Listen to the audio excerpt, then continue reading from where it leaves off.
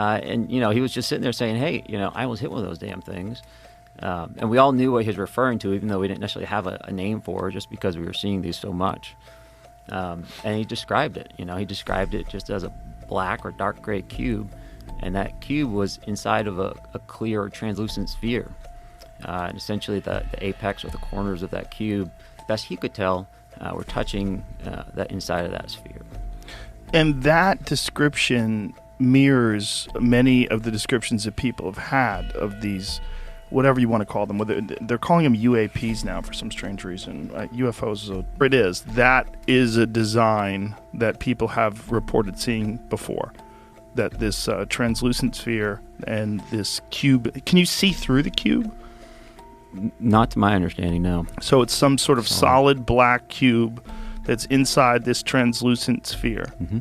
And it's just floating around and flying around the sky.